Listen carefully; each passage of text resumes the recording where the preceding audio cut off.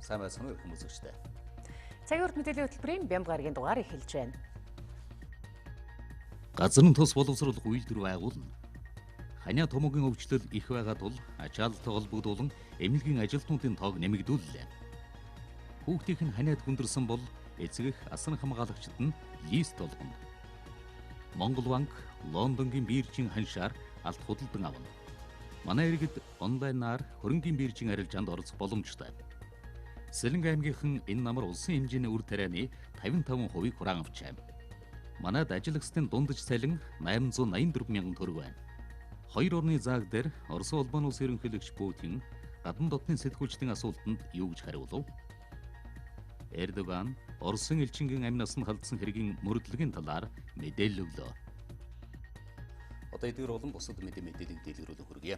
Монгол улсын засгийн газар бүгд найрамд хянагдах улсын экспорт импорт банк хоорондын 1 тэрбум Америк долларын зээлийн ерөнхий хэлэлцээрийн хүрээнд газрын тус боловсруулах үйлдвэр барих төслийг санхүүжүүлэхээр болсон байгаа.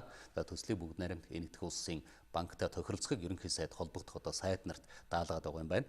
Урд өмнө цаасан дээр л баригддаг байсан газрын тус боловсруулах үйлдвэрийг богино хугацаанд ашиглалтанд оруулахыг иргэд хүсэж байна. Хэрвээ манай улс газрын тос боловсруулах үйлдвэртэй бол чухал долларын ханш 400 төгрөг хүртэл буурах боломж байгааг энэ салбарын хэллэгээ. Тэгвэл 1 тэрбум Америк долларын хөрөнгийг хэд хэдэн төслүүдэд хувааж зарцуулахгүй ирээдүйд хамгийн хэрэгтэй нийгмийн эдийн засагт бодиттой өөрчлөлт авчрах газрын тосны үйлдвэрийг л барина. Өргөн хэрэглээний барааны үнэ ханш буурна.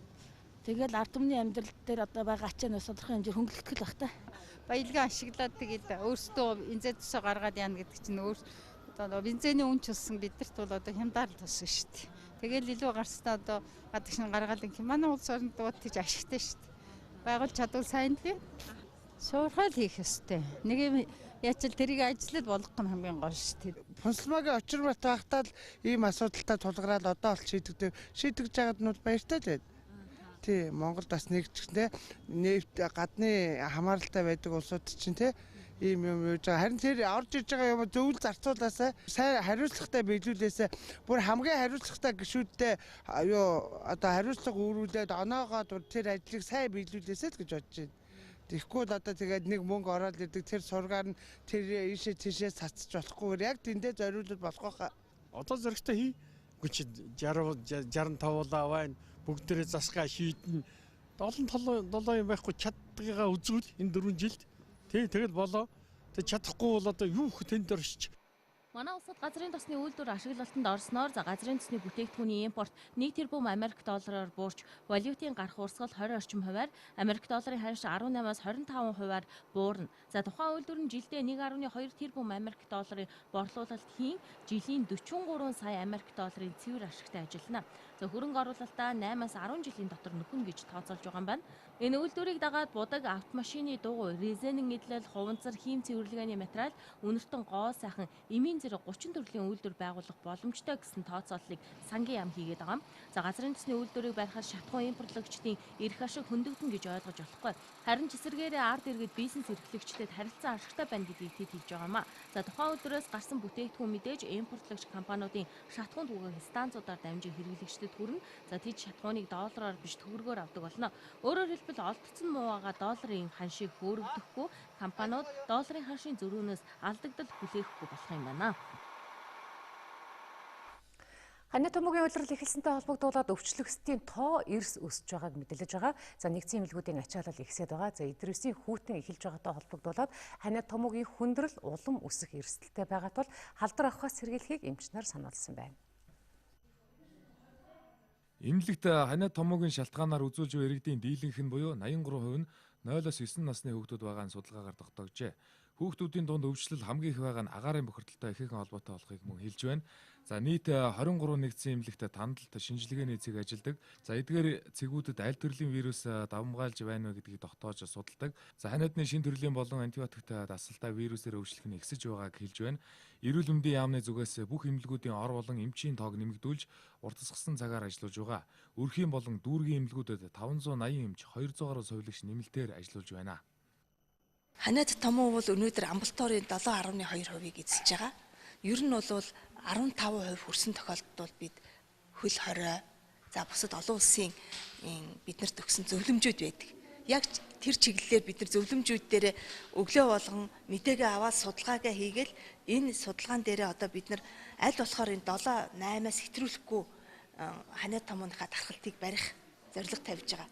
Энэ карантин гэдэг бол бас улс оронд эдийн засгийн хувьд нэлээд хохиролтой. Нийслэлийн төвийн дүүргүүдийн эмнэлгийн ачаалал дийлэхгүй цөөн хоногоор эмчилж хугацаанаас өмнө гаргаж дараагийн хүүхдүүдийг хүлээн авах байдлаар ажиллаж байна. За хүүхэд нь өвчлсөн ээжүүдэд лист олгож гэрээр асрах бүх дүүргүүдэд утсаар эмчийн зөвлөгөө өгөх зэрэг арга хэмжээг зохион байгуулж байгаа юм. За Монгол Улсын засгийн газраас Нэгдсэн улсын байгууллагын хүүхдийн сангийн шугамаар 33 мянган том вакциныг Франц улсад захиалсан. За мөн 40 мянга гаруй вакциныг Америк нэгдсэн улсын өвчний хяналт сэргийлтийн төвийн тусламжийн шугамаар олгох гэрээ байгуулсан. Нийт 78 мянга гаруй хүн тун вакцины захиалсан байна. Цаашид эмнэлгүүдийн хүчин чадлыг нэмэгдүүлэх, шинээр ашиглалтанд оруулах тал дээр илүү анхаарч байгаа гэлээ. Эхний алгасын төвийн эрдэмшилгээний төвийн амбулаторийн эсгийг өргөтгөж ажиллая, өргөтгөж тэр барилга барья гэсэн олон улсын төсөл хөтөлбөрүүдэд хамруулах чиглэлээр бодлого чиглэж байгаа. 2017 онд бол энэ Яарамгийн 300 ортой их хүүхдийн төв байгаа. 300 ортой төрөх гэж яриад байгаа.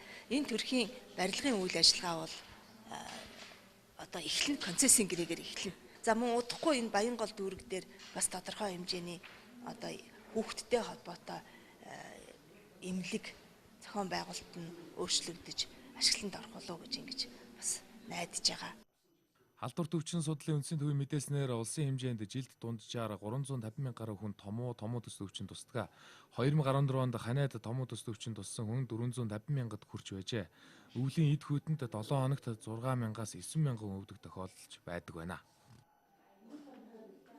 За агаарын бохирдол ханиад томооны дэгдэлд нэмэгдэхэд нөлөөлж эмч мэрэгчлэнүүд ингэж хэлж байна. За Улаанбаатарын хэмжээнд одоо эмнэлгүүд ачаалал дийлэхгүй байгаа тоо баримтаас одоо харж болохоор байгаа юм. Тиймээс эмнэлгүүдэд нийтдээ нэг 620 гаруй орыг нэмсэн байгаа. Гэхдээ ийм хэмжээний ор нэмлээгээд ч одоо хүрэлцэн 10% дутагдaltaй байна. Тиймээс одоо дараа гарах хэмжээгээр эмнэлгүүдийн одоо ачааллыг багасгах арга хэмжээ авсан байна. Амьсгалын замын цочмог халдвараар өвчлөгсдийн 90 орчим хувь 4 хүртэлх насны хүүхдүүд байгаа юм байна. Тиймээс томоо тус өвчнөр өвдсөн хүүхдийн асран хамгаалагчид эмнэлгийн хуудас буюу лист олгох, мөн эмчилгээний төлбөрийг даатгалын сангаас гаргадаг байх нэмэлт өөрчлөлтийг холбогдох хуулинд оруулахыг Монгол Улсын ерөнхий сайд Эрдэнэт сайд нарт даалгажээ.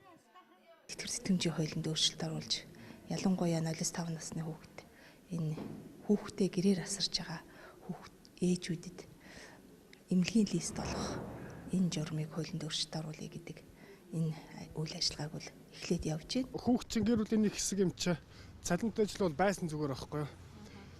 Тэр хүүхдчин тэр өрхийн орлогод ямар нэгэн хувь нэмэр оруулахгүй эцэг нь олдог учраас тэр хүүхд өвдлөхөд гэр бүлийн нэг гишүүн өвдлөхөд одоо тэр гэр бүлийн аав ээжийнх нь аль нэг нь ажлаасаа чөлөө авна шүү дээ. Тэр учраас ажлынх нь цалинаас гасгах юм чи. Нэгэсэнд мөнгнөөс амьдралын хэрэгцээнээс гасгах гэсэн үг шүү дээ. Тэр мөнгөний төр олох хэрэгтэй байхгүй юу? Одоо нэг өсөнд бол гэр бүлийн гишүүн гэдэг чинь улсын нэг л гишүүн гэсэн үг шүү дээ. Одоо чалангаа авч чадахгүй хүүхдээ харахаас өөрцгөө тийм хүмүүс чи юугаар амьдрах вэ? Тэгэхээр бол одоо ямар нэгэн хэмжээгээр цалинтай чөлөө юм уу тэтгэмж бол хэрэгтэй шүү дээ. Зөв шүү дээ энэ чинь. Яг гэвэл цэцэрлэгт нь явуулаад эмийн нөхөр чинь эдгэрэлт их удаан байгаа шүү дээ. Тэгэл эргэж буцаад нөгөө ханиатай хүүхдүүд эргэж бие биенээсээ ханиадаа аваад тэгээд нөгөө эцэг эгч өөрхөө харахгүй хүүхэд харах хөнгөн учраас цэцэрлэгт нь авчид өгчдөг. Ханиад томон дахиж дэгдээд дахиж тархаад идэг. Тэгэхээр чинь энэ бүр их хүндрээд байгаа байхгүй юу? Цалинтай чөлөөг дэмжиж байна. Олон одоо хүүхдийн харахгүй харж чадахгүй хөнгүү энэ төр байгаа шүү дээ тий. Тэгээд цэцэрлэг олддоггүй байхгүй юу? Тийм тохиолдолд бол одоо тэр цалинтай чөлөө аваад хүүхдээ харж асарна гэдэг чинь маш сайн л байна. Тий. Гэхдээ нөгөө эх орны маань эдийн засаг одоо бас хүрэлцэж гинүүдаагүй юу тэгэл чөлөөнд мөнгө өгөөл ахаар эхнэр хүүхд харж байгаа болохоор тий. Тэгэл ээлжлээл тэгэл болгоо зохицуулаад болгоно л тоо. Тэгээ бас хүүхд өвчлөөгээ цалинтай чөлөө авъя гэдэг бас нөгөө компани ажил гэдэг юм чи бас салгартаад хэцүү байлгт тий. Төрийн болон төрийн бус байгууллагууд хувийн болон одоо олон нийтийн байгууллагуудад хандсан уриалгуудыг л гаргаж байгаа. Тэр нь 0-5 насны хүүхэдтэй хүмүүс хүүхэд нь өвчлсөн тохиолдолд тухайн албан байгууллага нийгмийн хариуцлага хүлээж нийгмийн хариуцлага өндөржүүлэх журмаар цалинтай чөлөө олгож 3-5 хоногийн цалинтай чөлөө олгож хүүхдийн гэрт нь асруулах чиглэл дээр анхаарлаа хандуулаач гэсэн уриалгыг эрүүл мэндийн яамнаас гаргаж нийслэлийн засаг даргын тамгын газар за бусад одоо дүүрэг худалдаа аж үйлдвэрийн танхимд ажил олгогчдын эзэдийн холбоот одоо хөргүүлээд байгаа. Томоо тус өвчтөе хүүхдүүдийн 56% нь уушигны хатгалгаа, 22% нь зочмог бронхитоор хүндэрж байгаа нь эмнэлгийн орны ачааллыг нэмэгдүүлэх гол шалтгаан болж байгаа юм байна. Тиймээс дараах арга хэмжээгч авах юм байна. Гэрийн эргэлтийг илүү хийх, ялангуяа ангаах ухааны дээд сургуулийн 6 дугаар курс болон резидент эмч нарыг 580 эмч нарыг бол гаргасан 200 соёлогчийг өрхийн эмнэлгүүдээр гаргасан байгаа. Эдгээр бол гэрийн эргэлтийн за дээрэс нь эмчилгээний зөвлөгөөнүүдийг өгнө ийм арга хэмжээнүүдийг аваад ажиллаж байна. Бага насны хүүхдэд нийт шаардлагатай антибиотикийн үйлчилгээнд тааруу за эмчилгээний үр дүн хангалтгүй эмнэлэгт 1-2 хоног эмчлүүлэхэд эрүүл мэндийн даатгалын сангаас тухайн эмнэлэгт эмчилгээний төлбөрийг олгодгүй зэрэг хүндрэл байдаг юм байна. Тиймээс 5 хүртэлх насны хүүхдийн зовлон тохиолдох өвчнийг эмчилгээд зайлшгүй шаардлагатай эмийн зардал олох тэр бум гаруй төгрөгийг эрүүл мэндийн даатгалын эрсдлийн сангаас гаргахаар болжээ. Цаг урд мэдээллийн хөтөлбөрийг сонгон үзэж байгаа үзэгч та бүхэнд баярлалаа. 1 Америк долларын ханш 2016 оны 1-р сард 2000 төгрөгтэй тэнцэжсэн бол 12 сарын одоо дунджаар 2500 орчимд хүрч өсөд байна. За энэ бол жилийн дотор одоо долларын ханш 500 төгрөгөөр өссөн валютын одоо ханшийн хувьд хамгийн их савлгаатай жил болж байгаа юм. Ханшийн огцом савлгаанаас болоод бизнес болон дампуурах мөн банкудад хүртэл эрсдэл үүсэх нөхцөл байдлууд үүсдэг байгаа. Тэгвэл ханшийн хэлбэлцээлийн сөрөг үр дагавраас хамгаалах swap болон forward хэлцэл гэж байдаг байна. За эдгээр хэлцэлүүдийг монголчууд хэрхэн яаж ашигладаг вэ гэдгийг бид дараах сурвалжилгаараа тодруулсан юм аа. Swap хэлцэл нь тухайн өдрийн ханшаар валют худалдан авч ирээдүйн тохиролцсон ханшаар эргүүлээд худалдах арилжааны хэлцлийг хэлдэг. Тохиролцсон хугацаанд ханш яаж ч савлсан нөлөөлөхгүй юм. За forward хэлцэл нь валютыг тохирсон үнээр тодорхой хугацааны дараа худалдан авахыг хэлнэ. Ханшийн эрсдлээс хамгаалах, спот захын ачааллыг бууруулах, валютын урсгалыг зохицуулах энэ хоёр хэлцлийн журам 2010 онд батлагдаж, за 2011 онд Монгол банк анхны swap хэлцлийг байгуулж байсан байна. За Монгол банк Хятадын ардын банкт 2011 оны 5 сард үндэсний мөнгөний тэмдэгцүүлэлт swap хэлцлийн гэрээ байгуулсан. Анх гэрээний дүнг 5 тэрбум юанаар байгуулжсэн бол 12 онд дүнг 10 болоод 14 онд дүнг 15 тэрбум юан болсон. За тэгэхээр 15 тэрбум юан гэдэг маань бол өөрөө нэг 2.3 орчим тэрбум доллартай тэнцэх хэмжээний swap хэлцэл гэсэн үг. Өнөөдөр валютын ханш хүчтэй савлж байгаа энэ үед ханшийг докторжуулахад Төв банк зөвхөн интервенц хийх нь хангалтгүй. Ханшийн таамаглалыг урьдчилан зарлах, валютын хонглыг тодорхойлох, валютын зээлийн хэмжээг тогтоох, за хүүгийн төвшинг удирдах гэх мэт стандарт ус арга хэмжээг авах шаардлагатай гэж бизнес эрхлэгчид үзэж байгаа юм. Гэрээ хэлцлийн эрх чөлөөр бол бид нэр орохгүй. Хинч орох эрх байхгүй. Гэхдээ өнөөдөр тэр банкн дээр байгаа арилжааны банкд ийсэн зээлийн гэрээний асуудлаа арилжааны банк зээлдүүлэгч хоёр энэ тухайн үед би бас одоо энэ 3 жилийн нөхцөл байдлыг хараад энэ гэрээгээ дахиж та нар хоёр талаасаа хараач гэсэн тийм уриалга гаргасан баг. Нөгөө талаасаа арилжааны банк гэсэн хадгаламж эзэмшигчтэйгээ бас асуудал байгаа. Хадгаламж эзэмшигчийн гэрээ хэлцлийн асуудал бас байгаа. Энийн дээр бас уян хатан бодлого хараач гэж байгаа. Тэгэхээр хэрвээ одоо бид нар даруй ялангуяа арилжааны банкны холбоо Төв банк даруй арга хэмжээ авахгүй бол энэ зээл авсан хүмүүс чинь тоон статистик одоо бараг 1/80 болцсон байгаа. Банк санхүүгийн байгууллагаас 12% болцсон байна. Ингээд зээлдүүлэгч нар чинь дампуурч юм бол арилжааны банк чинь өөрөө дампуурна. Ханшийн эрсдлээс хамгаалах тал дээр бол Монгол банк 2010 оноос эхлээд нэлээд идэвхтэй ажилласан байгаа. Жишээлбэл бид нар swap forward хэцлийн журам гэдгийг одоо 2010 оноос эхлээд боловсруулад зах зээл нэвтрүүлсэн. Тэр одоо аж ахуйн нэгжүүд маань харилцдаг банкаараа дамжуулаад одоо ханшийн эрсдлийг одоо ирээдүйд одоо ханш ямар байхаас үл шалтгаалаад наан одоо тодорхой хэмжээний гэрээ хийж одоо ханшийнхаа хэлбэлц эрсдлийг хаах тийм боломжтой тийм гэрээний одоо их усрыг одоо журмыг Монгол банк боловсруулаад зах зээлд нэвтрүүлсэн байгаа. За swap болон forward хэлцлийг банкны төвшөнд хангалттай зохион байгуулж байгаа. Харин иргэд бизнес эрхлэгчид төдийлөн энэ хэлцлийг байгуулахгүй гэдгийг хэлж байгаа. За хамгийн сүүлд 12 дугаар сарын 22-нд буюу өшигдөр спот арилжаагаар банкуд 2490 төгрөгийн жигнэсэн дундаж ханштайгаар 21 сая доллар За 356 төгрөгийн жигнэсэн дундаж ханштайгаар 40 сая юань худалдан авах санал тус ирүүлсэн бөгөөд Монгол банк 12 сая доллар нийлүүлсэн байна. За тэгэхээр долларын ханш чангарснаар 1 жилийн хугацаанд иргэдийн цалин дунджаар 100-аас 150 мянга орчим төгрөгөөр буурсан байна. Харин төгрөгийн гадаад валютаа харьцах ханшийн сулралыг тооцохгүйгээр харвал цалин хөлс өмнөх оны мөн үеэс 5.7% буюу 50 орчим мянган төгрөгөөр нэмэгдсэн үзүүлэлттэй байна. Статистик судалгаагаар энэ оны эхний 3 дугаар улирлын байдлаар нийгмийн даатгалд шимтгэл төлдөг иргэдийн цалин бага зэрэг нэмэгдсэн үзүүлэлттэй гарлаа. Судалгаанаас харахад 300-аас 700 мянган төгрөгийн цалин авдаг иргэд дийлэн хувийг буюу 40 орчим хувийг эзэлж байгаа юм.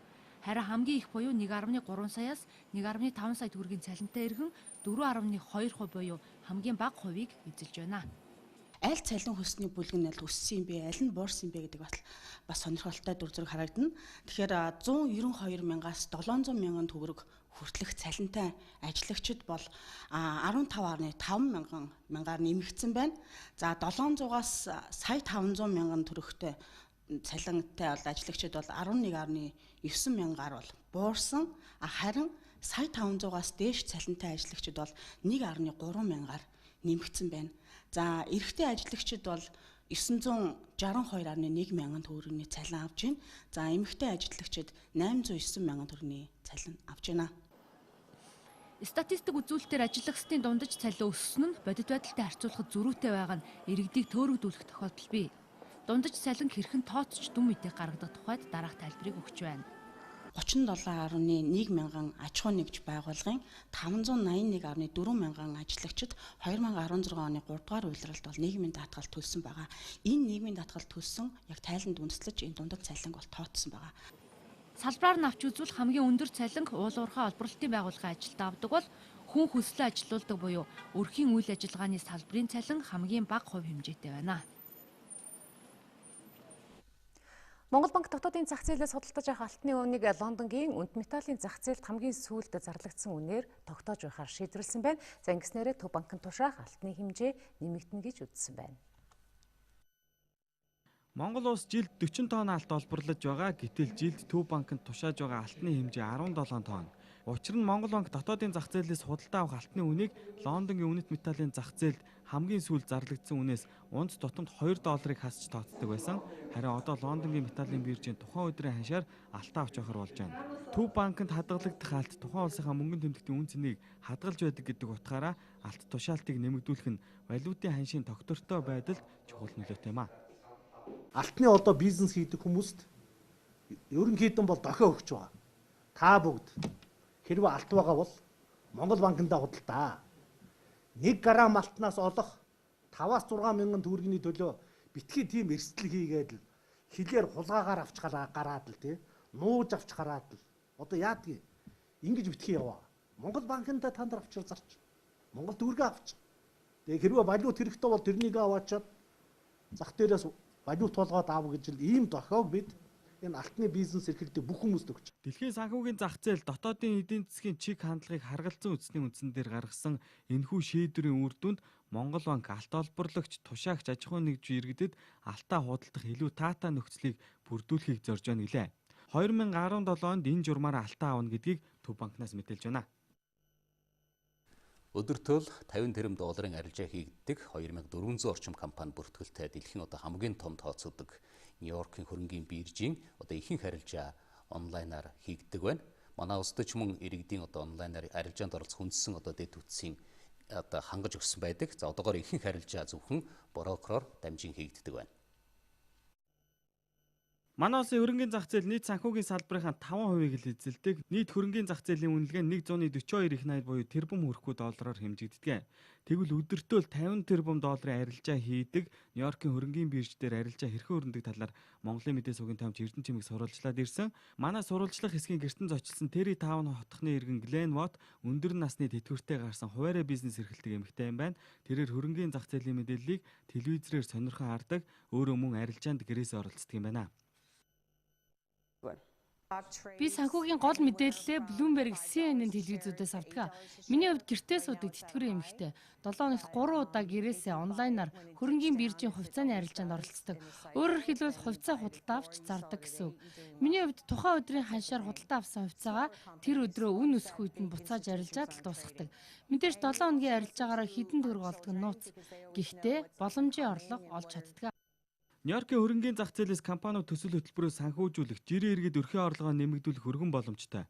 Хамгийн гол нь арилжаанд хэрхэн оролцох мэдээлэл мэдлэг чухал, мөн хөрөнгийн биржийн арилжаанд хэн ч оролцож болохоор таатай дэд бүтэц, санхүүгийн хөгжлийн бүтэц хамгийн чухал гэж үздэг юм байна. Манай улсад ч мөн иргэд онлайнаар арилжаанд оролцох боломж бий. Монголын хөрөнгийн бирж Millennium IT систем буюу Лондонгийн хөрөнгийн биржээс гаргасан онлайн арилжааны системийг аль 2012 онд нэвтрүүлсэн. Систем нэвтрүүлснээр зуучлалд үзүүлдэг буюу брокер дилерийн компаниуд хөрөнгийн бирж дээр заавал ирэх шаардлагагүй болсон. Гэхдээ брокерууд онлайнаар арилжаа хийгээ зогсохгүй. Цаашлаад үйлчлүүлэгчдтэй онлайн арилжаанд оролцох боломжоор хангаж байж Америкийн нэгдсэн улсын иргэн тухайлбал Glenwatt-тай адилаар Монголын хөрөнгө оруулагчид гэрээсээ арилжаанд оролцох боломж хүртэх юм а. Хоёр компани бол яг онлайн арилжааг бол эрхлээд ажиллаж байна гэж хэлж болно. За жишээлбэл Голомт Securities гэдэг компани байна. TDB Capital гэдэг үнцасны компани бол шууд арилжааг бол эргэж явж байна гэсэн үг. Тэгэхээр энэ маань юу гэсэн үг вэ гэхээр одоо гадаадад иргэд маань одоо гэртээ сууж байгаа үнцасны арилжаанд ороод одоо хувьцаагаа зарж авах энэ үүргийг бол гүйцэтгэх яг энэтэй адилхан Монголд бол энэ зүйл маань бол нэвтэрсэн байна гэж ойлгож болно. Монголын хөрөнгийн биржид бүртгэлтэй 60 орчим компаниас зөвхөн 2 л онлайн арилжааны системийг нэвтрүүлсэн бол үлдсэн компаниуд нь үйлчлүүлэгчдтэйгээ утсаар холбогдох, биечлэн захиалга авах зэрэг уламжлалт аргаар ажиллаж байна. Энэ системийг нэвтрүүлэн ажиллаж байгаа Голомт Securities компани шинжээчээс бид онлайн арилжаанд иргэд хэрхэн оролцдог талаар тодруулсан юм а. Манай харилцагчдын хөвчлэн гэрээсээ ч юм уу ажилласаа шууд интернетээр ороод захиалга өгчдөг. Тэгээд захиалга нь тэр дороо биелждэг байгаа. Хэрвээ одоо биелүүлэх захиалга байх юм бол тэгээд захиалга нь хөрөнгийн биржийн захиалгын сан руу шууд ордог. Ямар нэгэн дилей ч юм уу те хоцрогдол бол байхгүй. Тэгээд бас нэг давуу тал нөх юм бол захиалгын сан нь харагддаг байгаа хөрөнгийн биржийн топ 5 сан нь харагддаг. Тэгэхээр та захиалгын сангаа харж агаад юу н хувьцааны ханш нь яах нь вэ гэдгийг нь өөрөө таамаглаж агаад одоо ханшаа оруулаад захиалга өгч болно гэсэн үг. Зөвхөн Америк эсвэл Монгол ч гэлтгүй жирийн иргэдийн хөрөнгийн биржийн арилжаанд оролцох идэх олон улсын хэмжээнд нэмэгдэж байна. Жишээлбэл Япон улсад Кимонотой арилжаачид гэх тоглогчид Токиогийн хөрөнгийн биржид хүч төрөн орж иж байгаа юм байна. Энэ бол гэрээсээ арилжаанд оролцож өрхийн амжиргаанд нэмэр болдог эмэгтэйчүүд. Манай улсад ч мөн хөрөнгийн зах зээлд оролцох иргэдийн идэх нэмэгдэж байна. Гэхдээ хүн бүр гэрээсээ интернетээр дамжуулан тогтмол оролцох дэд бүтцийг брокер дилерийн компаниуд хангаж өгөх хэрэгтэй. Ингэж байж санхүүгийн салбарын 5-40% эзэлж байгаа Монголын хөрөнгийн зах зээл тэлэх боломжтой юм а.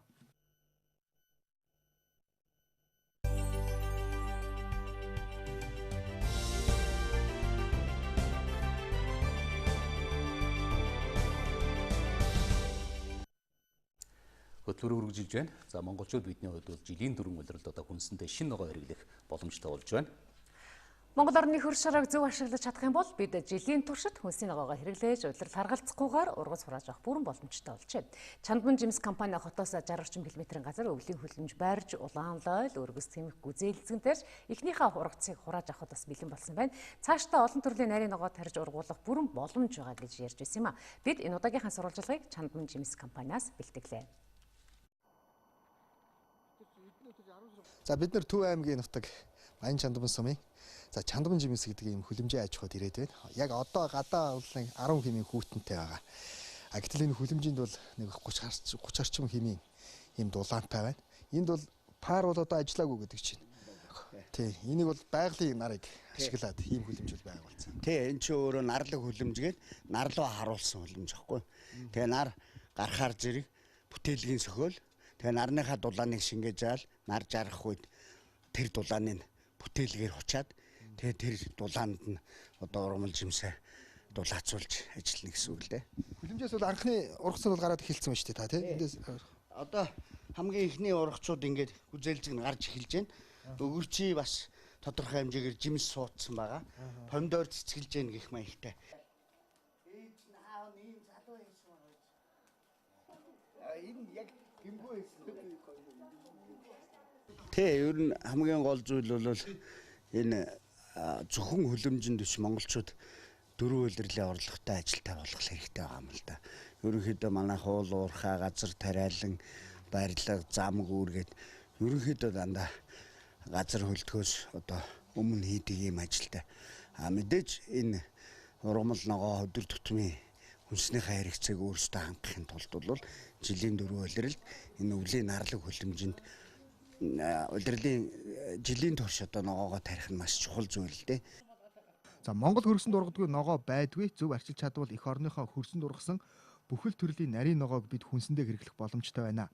Чандам жимс компани эхний удаад улаан лойл, өргөст гэмх, гүзээлзгэн зэрэг ногоо тарьж эхэлсэн. Цаашдаа ногооныхоо төрлийг нэмэгдүүлэхээр зорж байна. Энэ бол улаан лойл тий.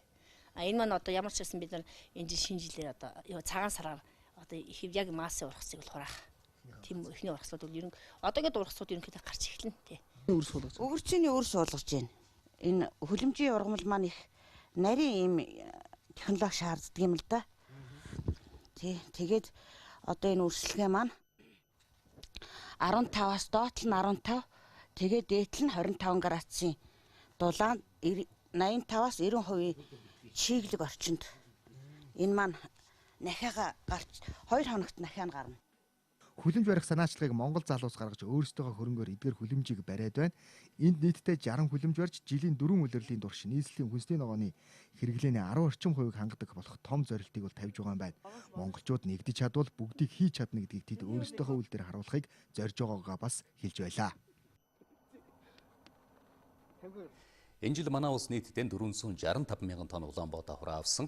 Нийт хураан авсан одоо ургацын талаас илүү хувийг бэлтгэн нийлүүлсэн Сэлэнг аймгийн тариаланчид 2 оны зааг дээр ургацын баяраа тэмдэглэж нутаг орноо хөгжүүлэхэд тариаланчид бас одоо хувь нэмрэн оруулах ямар боломж байгаа талаар хэлцлээ. Энэ жил цагаагаар сайхан байсан бас өнгөрсөн жилийн гангаас сургамж авсан тариаланчид технологи тал дээрээ түлхүү анхааран ажиллаж харин салбарын амны зүгээс бодлогын зөв дэмжлэгийг тариаланчдад үзүүлж чадсан. Ингэснээр уриншаа сайн бэлтгэснээс гадна бордоо эргэлэх боломжийг олгож нэг гаагаас авах улсын дундаж ургац өнгөрсөн жил 8 центнер байсан бол энэ жил 15 центнер болж өссөн. Сэлэнг аймаг бол улсын одоо үр төрөний 55 орчим хувийг одоо үйлдвэрлэдэг юм одоо стратегийн ач холбогдол бүтээгдэхүүн үйлдвэрлэдэг аймаг. Монгол улсын хэмжээнд 2016 оны хувьд бол одоо нэгж гаагаас одоо хамгийн өндөр ургац авсан ийм сум байгаа. За дундаж нь бол одоо улсын дундажаас бол бараг 10 центнерээр илүү буюу одоо 24.1 центнер одоо улаан буудаа ургац хурааж авсан ийм сум байгаа. За сумын хувьд бол мэдээж одоо мал аж ахуй, газар тариалан хосолсон одоо аж ахуйнууд нэлээд ихтэй. За сүүлийн үеийн технологи нэлээд шинээр нэвтэрж байгаа. Бас одоо газар тариалангийн бүс нутгуудад одоо байдаг сумуудтай харьцуулах юм бол технологийн дэвшлиг бас нэлээд тэргүүн ээлжинд одоо үлгэр жишээ болохоор одоо авч явж байгаа ийм аж ахуйнуудтай сум байгаа. Нийтдээ бол 14508 га тариалт хийж 359 тонн буюу 24.1 центнер ургац авч одоо Сэлэнг аймагта тэргүүлж амжилт гаргасан. Сэлэнг аймгийн сумдаас энэ жил хамгийн өндөр ургацыг Хушаат сумынхан хураавч ургацын баяраар тэмдэглэлээ. Хушаат сум байгуулагдаад 30 жил болж байгаа. Газар тариалан эрхлээд харьцангуй бага хугацаа өнгөрч байгаа. Хамгийн сүүлийн Автар газар эзэмших хөдөлгөөн Хушаат суманд төрөнж байсан. Тэгвэл энэ богино хугацаанд Хушаат суманд газар тариалан эрхэлдэг аж ахуй нэгжүүд чадварчиж өнөөдөр хэд хамгийн сүүлийн үеийн өндөр хүчин чадалтай техник хэрэгсэл шинэ технологи нэвтрүүлэг хүнээс сургах тал дээр санаачлагтай ажилладаг болсон.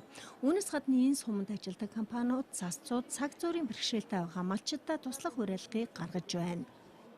Хушаат дүүд авид ажиллагаа явуулж байгаа компани захирал бид нар хүн хүчээр гаргая, техникийн гаргая, дотоод нөөц болцоогоо. Тэгээ энэ зуудыг орчуулж авах юм туулахын тулд бид нар одоо чадах хатгаараа хий гэдгийг уриалж байна.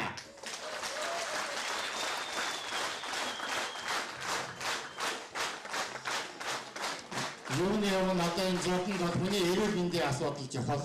Өнөөдөр би сумын засаг даргын тамгын газар одоо хүн эмнэлгийн төвийг, эрүүл мэндийн төвийг өнөөдөр бүх малчтаараа явхаад тэдэнтэйгээ уулзахад цааш юу хийх талын санхүүгийн, шатхууны санхүүгийн асуудлыг манай компани эдгүүрийн шийдэж өгнө.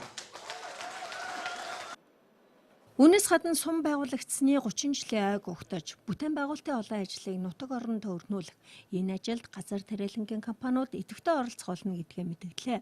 Мөн тариаламжтын нийгмийн асуудлыг шийдэхин тулд суман дээрээ тоглог, сүлийн орон сууцыг нэмж барих, сургууль цэцэрлэг имлэгээ, сумынхаа төрийн үйлчилгээний байгууллагуудтай хамтран ажиллах санаачлагыг гаргаж байлаа. Одоо үзэгч та бүхэнд өнөөдөр болсон зарим нэг үйл явдлаас томилон танилцуулъя. Хүүхдийг ханиа томооноос урдчин сэргийлэх, гэрээ нөхцөлд асар совилох, өвчний шинж тэмдгийг таньж мэдэх, тохирох эм бэлтгэлийг сонгож хэрэглэх, эмнэлгийн яаралтай тусламжийг аль үед авах вэ гэх мэт олон талын зөвлөгөө хүргэх утасны эмч ажлын өдрүүдэд 10-аас 21 цагийн хооронд ажиллахаар боллоо. Баянзүрх, Сонгон хайрхан, хан уул дүүрэгт хүүхдийн мэрэгжилтэн утасны эмчээр ажиллаж байгаа бол Баянгол, Багханга, Надаах дүүрэгт түргэний эмчнэр ажиллаж байна. Харин Гачуурт, Хонхор, Жаргаланд, Туул тосгонд эмнэлгийн жижүүрэн эмч нар ажиллах юм байна. Нийгмийн даатгалын үндэсний зөвлөлөөс элэгний вирусын эмийг хайрцаг тутамд нь 210 мянган төгрөгийн хөнгөлт үзэгдэхээр шийдвэрлэжээ. Хөнгөлтийг өнгөрсөн 9-р сарын 9-өөс эхлэн тооцож 1.4 тэрбум төгрөгийг нөхөн олохоор болсон байна. Иргэд иргэний үнэмлэх, эрүүл мэндийн даатгалын гэрчилгээний хуулбар, эм худалдан авсан баримт зэрэг үндэслээд эм худалдаж авсан байгууллагаасаа өөрийн нэр дээр банкны дансаар дамжуулан хөнгөлтөө авна. Одоогийн байдлаар элэгний С вирусын эсрэг эмийг ууж хэрэглэсэн 6425 иргэн байна. Шинэ жилийн баярыг хамгийн хүсэн хүлээдэг хүмүүс бол хүүхэд багчууд байдаг. Гэвч арга гэрийн боломж тааруу мөн хөгжлийн бэрхшээлтийн улмаас сургууль цэцэрлэгт явж чаддаггүй хүүхдүүдийн хувьд шинэ жилийн баярт оролцож сайхан бэлэг авах мөрөөдөл нь байсаар ирсэн. Тэгвэл улсын хурлын гишүүн Саран Гэрэл ийм л хүүхдүүдийг сонгож хан уул дүүргийн 1, 2, 3 болон 5, 12 дугаар хорооны нийт 500 гаруй хүүхдэд шинэ жилийн бэлэг өгч бяцхан хүүхдүүдийг баярлуулсан бол эцэг эхчүүдийн санал хүсэлтийг сонсож нэгэн өдрийг тойргийнхоо багчуудтай өнгөрөөлөө. Зул сарын баярын өдөр буюу маргааш дугтуйтай Санта сайн үлсийн аян 29-р дунд сургуулийн дотор байрны 200 хүүхдийг баярлуулна. Цаа буугач чарганы оронд дугуй хүлгэлсэн Сантанууд 2013 оноос хойш нийгмийн эмзэг бүлгийн 1500-аад хүүхэд өндөр настай 100-аад ахмадад шинэ жилийн бэлэг гартасан. Дугуйн парад дугуйтай Санта арга хэмжээнд хүссэн хинч оролцож болох ч Сантагийн хувцастай, дугуйнд бүрэн ажиллагаатай мөн хүүхэд баярлуулах бэлэгтэй байхыг шаарддаг юм байна. Оролцогчдод сайн үлсийн аянд нэгдсэнийг нотлон гэрчилгээ дурсамж гартуулдаг байна. Хүүхдийн нэр зохиолч Содон Доржийн нэрмжийн шагнал гардуулах ёслолын арга хэмжээ өнөдөр боллоо. Монгол улсын төрийн сойрхол соёлын гавьяас төлөлтөнд аж тундаг Монголын зохиолчдын эвлийн утга зохиолын төлөө шагналт хүүхдийн зохиолч Санжаагончиг, Монголын зохиолчдын эвлийн шагналт энх хоёр нар энэхүү нэр хүнтэй шагналыг гардан авлаа. Хүүхдийн зохиолч Содон Дорж багчуудын дуулах дуртай Жигмэд Тогмод 2 дууны шүлэг, Норвын намтар Бэсрэг хошин найраглал, Дахир 5, Махир 2 Бэсрэг найраглал зэрэг Монголын хүүхдүүдийн унших дуртай бүтээлүүдийг тойрвсон нэрт хүүхдийн зохиолч юм а. Тэрээр Монголын орчин цагийн хүүхдүүдийн утга зохиолыг үндэслэгчдийн нэг, тиймээс нэрт зохиолчийн дурсгалыг алдаршуулах хүндэтгэл үзүүлэх үүднээс Монголын хүүхдийн зохиолчдын холбоо түүний нэрэмжит шагналыг бий болгон шилдэг бүтээл тойрвсон зохиолчдод уламжлал болгон олохгоор болсон юм а. За хүүхдийн зохиолч гэдэг бол аргагүй тэр их өөр төрхөө бүрдүүлсэн ийм хүмүүсийг санагдаг. Жинхэнэ хүүхдийн зохиолч бол Содон Дорж байсан. Би одоо жоохон хүүхд байхдаа анхныхаа шүлгээ уншиж байхад зоч дуудалд байсан. Тэгээд зоч дуудалд очоод шүлгээ уншиж байхад ширээн дээр нэг ийм сэлэм байх юм л да, жоохон сэлэм. Гэхдээ энэ одоо юу ямар учиртай юм бол гэсэн гинтхэн суулаад сууд татаад харандаага үзүүрлээд гарч байсан. Тэгсэн нэг юм жижигхэн буу байсан. Тэрийг гинтхэн тар хийлгээд тамхи асаагаад энэ хүүхдийн зохиолч гэдэг чинь ерөөс аргагүй л хүүхэд байдаг юм байна. Тоглоомоор тоглож явдаг юм байна гэж ингэж бодож байсан. 1950-аад оны дунд үеэс за хүүхдийн зохиолч гэсэн ингээд анх пианоны үн сонин гэж байсан хүүхдийн ганц хэвлэл. Тэнд анхныхаа шүлгийг, анхныхаа өгүүдийг хончин хөө одоо Болдмор гэдэг шүлэг анх 56 онд тавьжуулж байлаа. Энэ хүн бол одоо Монголын хүүхдийн уран зохиолыг хөгжүүлэхийг хүсэд маш их гавьяа байгуулсан. Өнөөдөр одоо Монголын зохиолчдын багш нь байгаа юм аа. Энэ Даш Дондог, Давааниум гэдэл шавнар нь одоо өнөөдөр Монголын хүүхдийн уран зохиолыг толгойж удирдан зохион байгуулж хамгийн олон ном хэвлэл гаргаж насан туршдаа энэ хүүхдийн зохиолыг бичиж явж байгаа нь бол энэ хүний ач гавьяа юм. Эдгээр зохиолчид хүүхдийн уран зохиолыг хөгжүүлэх үйлсэд оюун бодлоо тууштай чилээж багчуудын оюуны хэрэглээг зохиолын дүр дүрслэлээрээ танин мэдүүлэх, хөгжүүлэх, гэгээрүүлэх бүтээлүүд тойрож байна. Өсвөр хойч үеэ оюуны цараатай ухаалаг зөв хүн болгон төлөвшүүлэхэд хүүхдийн уран зохиолын ач холбогдол их юм. Дэлхийн хэмжээнд нийтдээ 5,000 гаруй спортлог зураачид байдгаас анхдагчаар нь бас Монголын зураач Өнөр Чимэг тодорхой юм байна. За түүний 1996 онд усан дотор зурсан үзүүлбэр нь зургийн спортын ертөнцид дэлхийн дээд рекордоор тогтоогдсон юм байна. За зураач Өнөр Чимэг зургийн спортын үгээр илсээр мөн 2 гараараа усан дотор зурах тус ангиллаар 2018 оны олон улсын халз мэтгэлцээнүүдэд өрсөлдөхөөр бэлтгэж байгаа юм байна. Зураач Өнөр Чимэг 1999 онд аквариум дотор өнгөт таталбар зураг зурсан нь авиаслаг Америкчууд болон Хятадын оддын үзүүлбэрүүдээс илүү шилдэг байсаар байна. Анх 1993 онд ам хөл 2 гараараа нэгэн зэрэг зурж Монголын ард түмэнд гоц авиасаараа танигдсан зураач Өнөр Чимэг дэлхийн зургийн спортын холбооны ерөнхийлөгчөөр сонгогдсон ажиллаж байна. Олон улсын үзүүлбэрүүдээр анхдагч нь бол байж байгаа тохиолдолд цаашдаа Монгол оронд бол олон амжилтууд бол гарна. Яг тэгэхээр одоо дэлхийн нийтэд тэмцээний явуулах дэлхийн зургийн спорт холбоо, олон улсын каллиграф зургийн спорт холбоо, олон улсын элсэн зургийн спорт холбоод байгуулагдсан.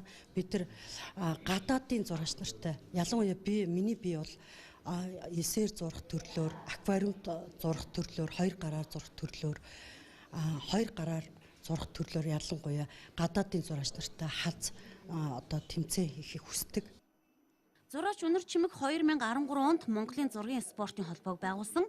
Улмаар хүүхэд залуучуудад өөрийн зураг зурах арга барилаасаа зааж сургаж байна. Хүүхэд болгон багадаа зураг зурах дуртай байдаг. Харин үүнийг нь хөгжүүлж авиасыг нээх ёстойг Ахмад багш нар хэлж байна. Би одоо насаараа зургийн багш хийсэн хүн. Хүүхдийн зургийн багш болоод тухайн ажиллаж байгаа сургуулийнхаа сурагчдын авиасыг нээхэд гол арга гол ажлаа цэглүүлдэг юм л да. Тэгэхээр надад асуултаар манай өнөр чимэг хүүхдийн авиасыг нээх талаар гайхалтай юм байна. Зургийн бол багаас зурж эхэлсэн л дээ. Тэгээд ерөнхийдөө бол эмээтэйгээ байдаг гэсэн. Тэгэл эмээ минь ерөнхийдөө бол дэмжээл тэгэл ер нь зурх болсон да. Тэгээд зургийн спортоор бол 10 жилээс хойш зурж эхэлж байна. Сургуулаасаа манайх бас нөгөө жижигхэн байдаг учраас нэг л сургуультай байдаг. Тэгээд тэр сургуулаасаа эхлээд уралдаан зарлаад гачууртын хөгжил ирээдүй ямар байх ёстой гэдэг талаар уралдаан зарлаад тэгээд түүнийг өнөөдөр бол дүгнэж байгаа. За энэ бол бидний ер нь бол анхан шатны ажил. Зураач Өнөр Чимэг зургийн спорт цуврал ном бичсэн. Түүний энэ номноос Монголын төдийгүй дэлхийн зураач нар суралцсан өөрийгөө хөгжүүлж байна. Бид таахан дотоод үйл амьдралын мэдээллээс танилцууллаа. Хөтлөөр олон улсын мэдээлэлээр өргөжиж байна. Студид цогтой ажиллаж байна. За үзэгчдээ орой минь дүргээ та бүхэндээ өнөөдөр дэлхийд дахинд болон олон улсад өрнсөн үйл явдал мэдээлэлээс хүргэе. Орос улбаны улсын ерөнхийлөгч Путиний жил бүр оны эцэст хийдэг хэвлэлийн баг гурал өчигдөр хэвлэл мэдээллийнхний гол сэдэв байлаа. За хэвлэлийн баг гурлыг 22-нд хийхээр товолсон байсан ч гэлээ энэ өдөр Туркийн Анкара хотод алан ядагчдын гарт амь өргөцсөн элчин сайд Андрей Карловыг оршуулах болсонтой холбогдуулан ерөнхийлөгч хэвлэлийн баг гурлаа нэг өдрөөр хойшлуулсан юм а. За Москва хотын олон улсын худалдааны төвийн хурлын танхимд гадна дотны 1500-аад сэтгүүлч цугласан байлаа. За Путин бүтэн 3 цаг 50 минут улс орон болон олон улсын байдлыг хөндөж ярьсан. За 67 асуултад хариулт өгсөн байна. За сэтгүүлчид ерөнхийлөгчийн анхаарлыг хэрхэн яаж татхаа тус бүртээ шийдсэн харагдаж байлаа. За зарим нэг нь цаасан дээр ирсэн газрынхаа нэрийг бичиж барьсан байхад зарим нь үндэснийхээ хувцсыг өмссөн байх жишээтэй. За Путин энэ баг хурлаар гол анхаарлыг улс орныхоо нийгэм эдийн засгийн байдалд хандуулж өрөндийнхний зүгээс 20 гаруй хэмжээ тогтоосон хүнд хэцүү цаг үеийг хэрхэн даван туулж байгаа тухайга ярьсан.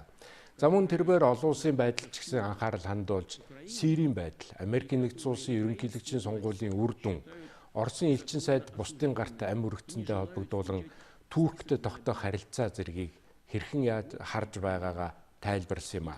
За Путин Сирийн зохицуулалт Орос, Турк, Иран гэсэн 3 улсын оролцоогүй огт бүтэхгүй гэдэгт одоо өргөлт хийж байлаа. За мөн тэрээр энэ багхуурлаар Америкийн нэгдсэн улсад болсон ерөнхийлөгчийн сонгуулийн үр дүнгийн талаар ярьж, Америкийн ардчилсан нам янз бүрийн шалтгаан зовлон тооцоолгүй ялагдлаа хүлээж сурах ёстой. Энэ нь ардчилсан намд цаашийн сонгуулиудад сургамж болно гэдгийг онцлсан юм а. Берлиний алан ядах ажиллагааг үйлдсэн хэрэгт сэжиглэгдэж, Германы цагдаагийн байгууллага тэр аяараа 3 хоногийн турш эрен сурвалжилж байсан Анис Амрийг устгалаа. Италийн Милан хот хурж амтсан террористыг Италийн цагдаанаар буудаж устгасан байгаа. За Германд 3 хоногийн турш эрен сурвалжилж, булан тохой бүрийг нэгжиж байсан гэмт этгээдийг Берлингээс 2000 км-ийн цаана Италийн Милан хотод устгасан нь энэ хүн яаж явахаараа хинэж нүдэнд өртөлгүй энэ хүрсэн байх уу гэсэн асуулт тавихад хүргэж байгаа юм. За тэгээд ч бас энэ этгээд шууд Милан ороогүй Парис хотоор дайрч тойрог замаар явсан гэж байгаа. За мөн Анис Амрийг одоо устгасан нь үнэхээр санамсаргүй байдлаас үүдэлтэй. Энэ хүнийг цагдаагийн байгууллагад туршилтын хугацаагаар ажиллаж байсан дадлагжигч буутсан тухай Италийн дотоод хэргийн сайд хэлж байгаа маа. За сайд Марко Миннитийн одоо хэлж байгаагаар энэ бол зүгээр энгийн л нэг цагдаагийн эргүүлийн ажиллагаа байсан. За Сесто Сан Жовани хотод цагдаагийн эргүүл шөнийн 3 цаг орчимд гудамжаар тэнүүчилж явсан нэг хүнийг зогсоож бичиг баримтаа үзүүлэхийг шаардсан байна. Нөгөө хүн бичиг баримтаа үзүүлэхийн оронд гар буу гарган ирж буудсан байна. За энэ үеэр цагдаагийн нэг ажилтан хөнгөн шархагдсан. За хамт явсан дадлагжигч гэмт этгээдтэй буудалцаж одоо гэмт этгээдийг устгасан байгаамаа. За өгсөн хүн Берлиний алан ядах ажиллагааг үйлдэгч Анис Амри болохыг нь тогтоосон байна. За Германы канцлер Ангела Меркель өнөө өглөө хийсэн мэдээлэлд Италийн ерөнхий сайд Паоло Жентилони надтай холбогдож Германд эрен сурвалжилж байгаа Анис Амрийг Милан хотод устгасан тухай мэдээсэн. Би Италийн ерөнхий сайдад цагдаа болон хүчний байгууллагад энэ хэргийн хүрээнд нягт хамтран ажилласанд нь талархсан. Европ төв терроризмтай тууштай үр дүнтэй тэмцэж байгааг тэмдэглэн хэлэхэд таатай байна гэсэн. За энэ бүгдээс үүдээд одоо Германы сонгогчид канцлерийн албан тушаал 4 дахь удаага улиран сонгогдох гэж байгаа Меркелийг дэмжих үгүй юу гэдгээ сайтар бодож. За мөн Германы цагдаа алан ядах ажиллагаа болохын өмнө хойно хаана байсан гэдгийг эрх баригчдаас тодруулж асуух хэрэг гарч байгаамаа. За өчигдөр Орос улбаны улсын ерөнхийлөгч Путин Туркийн ерөнхийлөгч Режеп Таyyip Эрдогантай утсаар ярьж Оросын элчин сайдын амийг хөнөөсөн хэргийн мөрдлөгийн явц болон Сирийн Алеппо хотыг чөлөөлөх ажиллагаа амжилттай дууссан асуудлыг хөндсөн байна. За Кремлийн хэвлэлийн алба энэ тухай уламжилж байна. За Туркийн ерөнхийлөгч Путинд элчин сайд Карловын аминд талдсан хэргийн мөрдлөг хэрхэн явж байгаа талаар мэдээлэл өгч Орос болон Туркийн хууль сахиулах байгууллага тусгай хүчин энэ хэрэгт нягт хамтран ажиллаж байгааг дуулгасан гэж Кремлийн мэдээлэлд өгүүлсэн байна. За мөн энэ ярианы үеэр Сирийн асуудлыг үргэлжлүүлэн хэлсэн байна. За хоёр тал Алеппо хотыг чөлөөлөх ажиллагаа амжилттай дууссанд сэтгэл ханамжтай байгаагаа илэрхийлж Алеппо хотыг чөлөөснөөр энгийн үйл явцыг эхлүүлэх боломж бүрдээ зогсохгүй энгийн ард иргэдийг мөргөлдөөний бүсээс гаргаж хүмүүлгийн тусламж үзүүлж Сирийн нийт нутаг дэвсгэрт байлдааны ажиллагааг зогсоож хямралыг одоо улс төрийн зохицуулалтад шилжин орох үе таалга нээгдэж байгааг онцлсон байна. За үүний өмнө Оросын батлан хамгаалахын сайд Сергей Шойгу ерөнхийлөгч Путинтэй уулзахдаа Алеппо хотоос босгогчдыг гаргах ажиллагаа дууссан. За Сирид бүрэн хэмжээнд байлдааны гал зогсоох бүх нөхцөл бүрдсэн тухай илтгэсэн. За Шойгугийн хэлж байгаагаар энэ ажиллагаа Орос, Турк, Ираны цэргийн байгууллага хоорондын хамтын ажиллагааны үр дүнд ийхүү амжилтад хүрсэн юм байна. За өчигдөр нэгдсэн үндэсний байгууллагын аюулгүй зөвлөл Израилаас Палестины булан эзлэгдсэн газар нутагт шилжин суугчдын суурин барих ажлаа нэн даруй зогсоохыг шаардсан тогтоолын төсөл хэлэлцэж баталлаа. За аюулгүй зөвлөлийн гишүүн 15 орны 14 нь баримт бичгийг дэмжсэн байна. За тогтоолд Израиль улс булан эзэлсэн газар нутагт шилжин суугчдын суурин барьж байгаа нь олон улсын эрхийг бүдүүлгээр зөрчиж байгаагийн илрэл болоо зогсохгүй мөргөлдөөнийг зохицуулах үйл хэрэгт сөрөг үр дагавартай байж болохыг цохон тэмдэглэсэн байгаамаа. За аюулгүй зөвлөлийн гишүүд тогтоолыг алга ташин ухтан авсан байна. За Израилийн ерөнхий сайд Биньямин Нетаньяхугийн албан ёсны төлөөлөгч Офер Генделман энэ талаар хэлэхдээ Израиль улс суурингийн асуудлаарх нэгдсэн үндэсний байгууллагын тогтоолыг дагаж мөрдөхгүй гэсэн байна. За Израиль улс 1967 онд Ярдан голын баруун эргийг хяналтандаа авсны дараа энэ нутаг дэвсгэрт 120-од суурин барьсан. За дээрээс нь Израилийн эрх баригчид 100-аад суурин хууль бусаар барьсан гэж өөрсдөө үздэг юм байна. За эдгээр суурингуудад ойролцоогоор нэг 600-аад мянган израильчууд оршин суудаг юм а.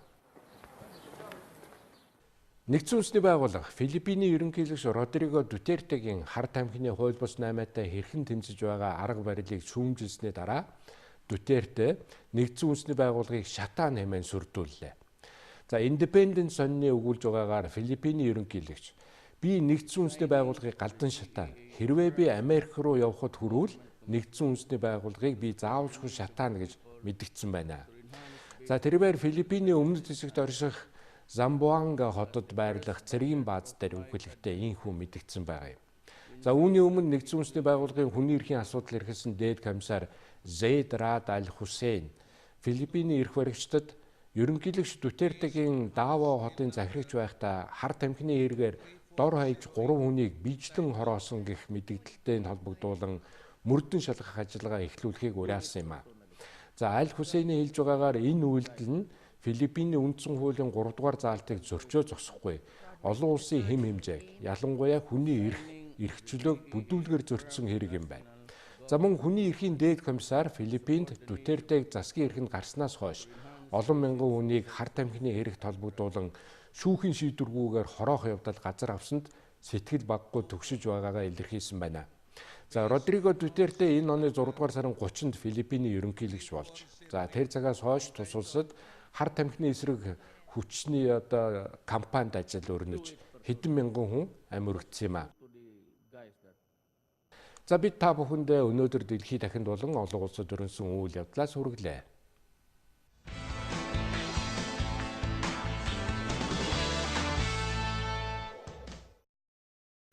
Орой мэнд төргийн үзэгчдээ та бүхэн амралтын өдөр айдахтай сайхан хүрэлж байна уу? Монголын мэдээ сувга бям гарагийн спортын мэдээ үзүүлж байна. Монголын үндэсний олимпийн орооны тэргүүндээ шагнал гардуулах бүрдчин 2016 ёслол ажиллагаа болж манай улсын спортын салбарын энэ оны шилдэгүүдийг тодорхойллоо.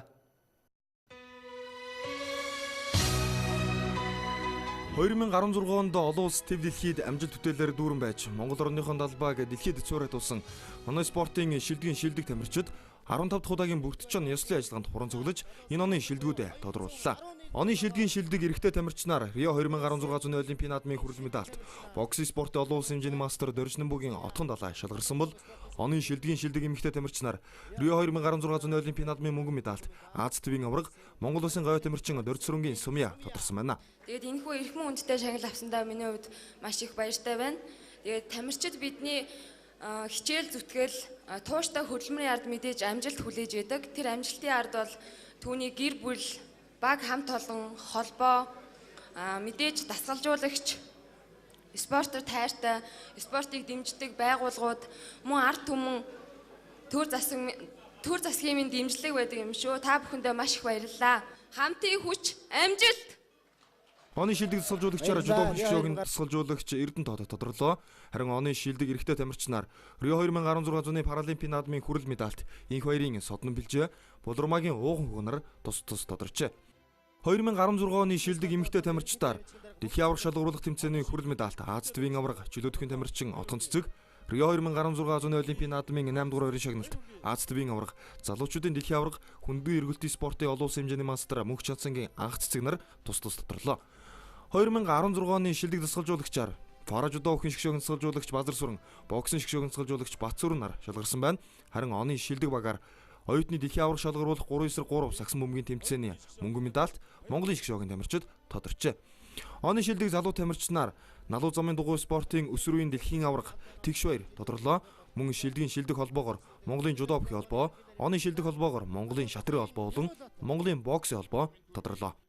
Оны шилдэг ерөнхийлөгчөөр Монголын жудо бүхий холбооны ерөнхийлөгч Халтмаагийн Баттулга, оны шилдэг нарийн бичгийн дараагаар Монголын гимнастикийн холбооны ерөнхий нарийн бичгийн дарга Галуудрахын Ирүүлбат тодорлоо. Харин оны шилдэг шүүгчээр Монголын жудо бүхий холбооны шүүгч Машуудын Бүхбат тодорчээ. Эцэст нь оны шилдэг спортын менежерээр Монголын туйлзуур сэлбэний холбооны менежер Хос Хоёр шалгарсан байна. Одоо та бүхэнд дэлхийд дахинд болж байгаа спортын томоохон уралдаан тэмцээн үйл явдлын мэдээлэл хүргэе. 25 настай Бразил хагас хамгаалагч Оскар да Санtos Jr. бүгд найрамдах Хятад ард улсын Шанхай хотын багт тоглохоор болсныг албан ёсоор зарлалаа. Ингэснээр тэрээр дэлхийн хамгийн өндөр цалинтай хөлбөмбөгч болж байгаа байна. Английн Премьер Лигийн Челси клубын хагас хамгаалагч Оскар Хятадын Супер Лигт тоглохоор боллоо. Челси клубын удирдлагууд Шанхай SIPG багтаа тохиролцоонд хүрсний дагуу Оскар эх оны 1-р сараас Хятадын багт тоглохоор болж байна. Шанхай баг Оскарын төлөө 74 сая $4 өгөхөөр тохиролцсон байна. Бүгд найрамдах Хятад ард улс их хэмжээний хөрөнгө мөнгө зарцуулж 2050 он гэхэд дэлхийн топ багуудаа өрсөлдөх хэмжээнд хөл бөмбөгийг хөгжүүлэх хэтийн төлөвлөгөөгөө олон нийтэд танилцуулаад үзсэн юм а. Энэ хүрээнд Хятадын лигийн багууд өндөр үнээр шилдэг тоглогчдыг игнэндээ элсүүлсээр их хэмжээний мөнгө санал болгох болсны ээлжид нэгэн биелэл нь Оскар болж байна. За Оскар 4 жил гаруй хугацаанд Челсид хүчин зүтгэсэн. Энэ хугацаанд тэрээр 203 тоглолтод цэнхрүүдийн төлөө оролцож 38 голыг оруулсан юм. Мөн тэрээр Лондоны багийн хамтаар Английн Премьер Лиг, Лигийн цом, Европа лигийн аваргын цомыг өргөсөн бөгөөд Челсигийн удирдлын шилдэг гол эзнэр 2 ч удаа тодорч байсан. Бразил хагас хамгаалагч Оскар инхөө Шанхайд очсноор Челсигийн хуучин тасгалжуулагч Андре Виллаш Бош удирдлагад тоглохоор болж байна. Мөн энэ багт Оскарын нутаг нэг тамирчин Хаалк тоглож байгаа.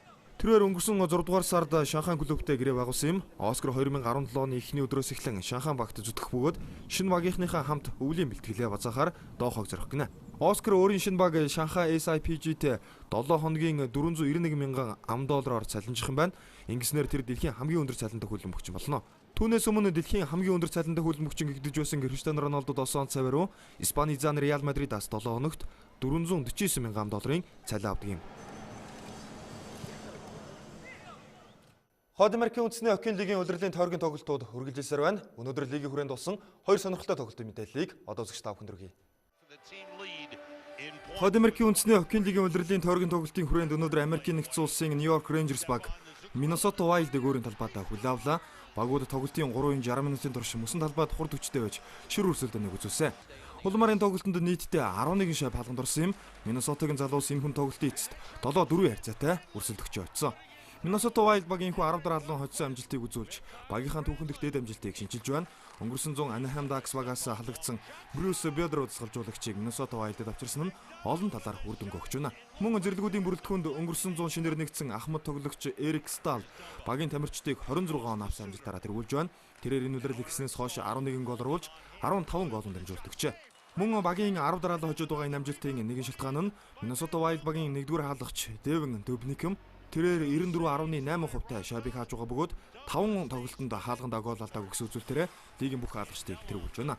Миннесота Вайлд баг ингэснээр 21 ожилтой болж өрнөд үсийнхээ 3 дугаар хойд дэвшиж байгаа бол Нью-Йорк Рейнжерс 23 хожиж 47 он авсан амжилтаараа дорнод үсийн 3 дугаар хойд үндэсний хоккейн лигийн тэмцээний 100 дахь улирлыг үргэлжлүүлж байна.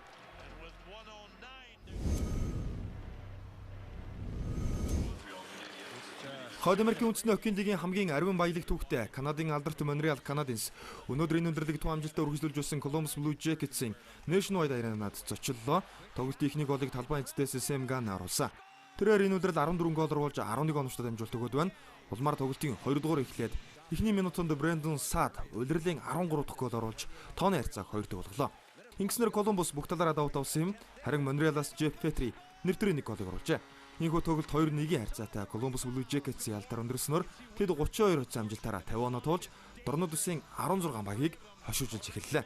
Мөн Columbus-ийн залуус 12 дараалан хоцсон амжилтанд хүрснээр Ohio мужид Зул сарын баярын өмнө томоохон бэлгийг барьж чадлаа. Харин Montreal Canadiens энэ бүсийн 4-р байрт 34 тоглолтод 21 хожиж 46 он авсан амжилттай улирлыг үргэлжлүүлж байна.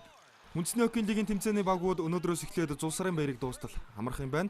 Улмаар 12 дугаар сарын 27 оны өдрөөс эхлээд үндэсний хоккейн лигийн тэмцээний улирлын тоглолтууд цааш үргэлжилнэ. Мөн 12 дугаар сарын 27-ны өдөр шавьтай хоккейн дэлхийн залуучуудын авах шалгаруулах тэмцээн эхлэх байрт байна. Мөн өдрүүдэд Америкийн үндэсний сагсан бөмбөгийн холбооны 71 дахь улирлын тойргийн тоглолтууд болж байна. Өнөөдөр Russell Westbrook тэргүүтээ Oklahoma City Thunder баг Boston Celtics-ийн талбайд зочлон тоглолоо.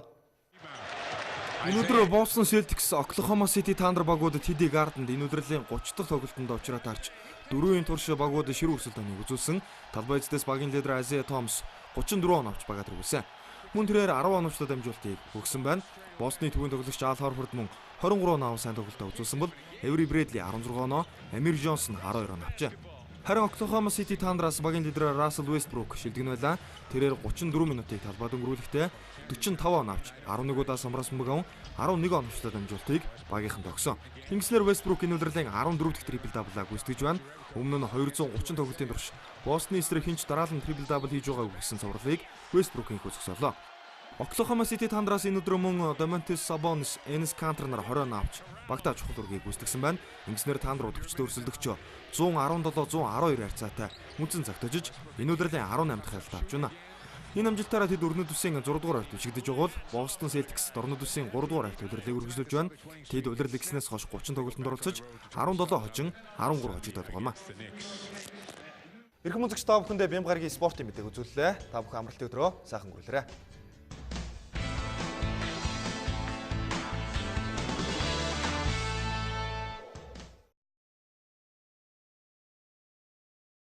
Одоо та бүхэн ойрын өдрүүдийн цаг агаарын байдалтай танилцсан уу? Өдгөө шөнөдөө 19 хэм өдөртөө 12 хэм хүйтэн байна. Улаангомд шөнөдөө 34 хэм өдөртөө 26 хэм хүйтэн. Ховд шөнөдөө 20 хэм өдөртөө 13 хэм хүйтэн байна. Алтайд шөнөдөө 18 өдөртөө 14 хэм хүйтэн байна. Улаастаа шөнөдөө 23 хэм өдөртөө 18 хэм хүйтэн. Досон цэнгэл шөнөдөө 32 хэм өдөртөө 25 хэм хүйтэн. Баян хонгор шөнөдөө 18 хэм өдөртөө 13 хэм хүйтэн байна. Мөрөн шөнөдөө 29 хэм өдөртөө 22 хэм хүйтэн байна. Хатгал шөнөдөө 28 хэм өдөртөө 18 хэм хүйтэн. Цэцэрлэгт шөнөдөө 19 хэм өдөртөө 12 хэм хүйтэн. Хар хорин шөнөдөө 22 хэм өдөртөө 13 хэм хүйтэн байна. Арваа хэрд шөнөдөө 17 хэм өдөртөө 10 хэм хүйтэн байна. Булган шөнөдөө 27 хэм өдөртөө 18 хэм хүйтэн. Дархан хотноо шөнөдөө 28 хэм өдөртөө 20 хэм хүйтэн. Эрдэнэт шөнөдөө 22 хэм өдөртөө 13 хэм хүйтэн байна. Чойрт шөнөдөө 20 хэм өдөртөө 16 хэм хүйтэн. Сүхбаатар шөнөдөө 31 хэм өдөртөө 22 хэм хүйтэн. Зүүн хараад шөнөдөө 25 хэм өдөртөө 19 хэм хүйтэн. Зүүн мод шөнөдөө 21 хэм өдөртөө 15 хэм хүйтэн байна. Багнуурт шөнөдөө 31 хэм өдөртөө 22 хэм хүйтэн байна. Чингис хот шөнөдөө 32 хэм өдөртөө 21 хэм хүйтэн. Барууртад шөнөдөө 24 хэм өдөртөө 17 хэм хүйтэн байна. Чойсон шөнөдөө 26 хэм өдөртөө 18 хэм хүйтэн. Мандалгов шөнөдөө 20 хэм хүйтэн өдөртөө 12 хэм хүйтэн. Даланзадад шөнөдөө 14 өдөртөө 6 хэм хүйтэн байна. Хамбогдод шөнөдөө 11 хэм өдөртөө 4 хэм хүйтэн. Саншанд шөнөдөө 18 хэм өдөртөө 10 хэм хүйтэн. Замиудад шөнөдөө 16 хэм өдөртөө 8 хэм хүйтэн. Улаанбаатар шөнөдөө 24 хэм өдөртөө 16 хэм хүйтэн байна.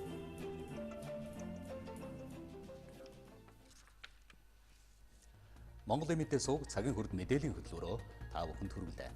Анхаарлаа хандуулсан үзэгч та бүхэнд баярлалаа.